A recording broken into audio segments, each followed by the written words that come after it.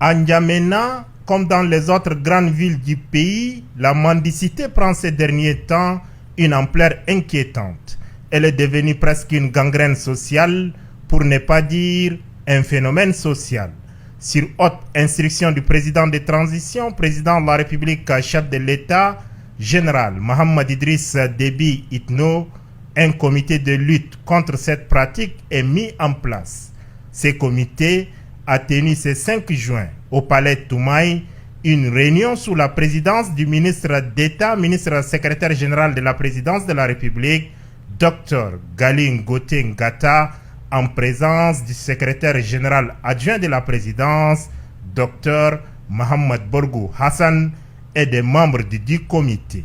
Brahim Béchir Murtala plante le décor. Le chef de l'État lui-même a exprimé une volonté ferme et une instruction claire qui consiste à dire ce n'est plus possible d'avoir des enfants dans la rue, ce n'est plus possible d'avoir toutes ces exploitations qui sont contraires à la loi.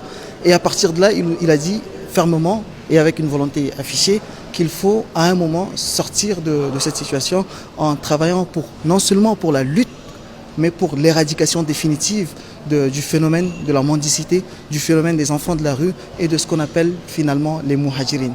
Ce comité contre la mendicité est multisectoriel.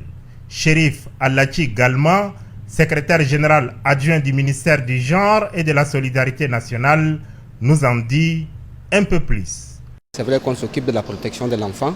Et tout à l'heure, on a expliqué, nous avons un programme d'éradication des mendicités. Et ces fléaux, c'est une réalité. Nous avons des enfants de la rue, les enfants muhajirines, les enfants non accompagnés. Et tout ça, nous allons nous retrouver dans le cadre de la coordination à la présidence pour trouver des solutions dans l'immédiat. Présent à cette rencontre, le ministre de la formation professionnelle, des métiers et de la microfinance, Ousmane Moussa Mohamed, décline la vision du gouvernement. La question de Majirine est une question non seulement d'ordre économique, social, mais beaucoup plus de la responsabilité des parents.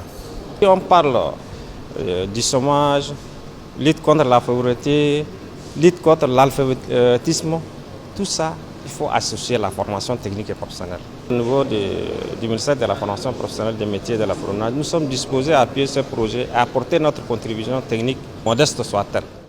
Les causes de la mendicité sont connues. Comme dirait l'autre, au grand mot, les grands remèdes.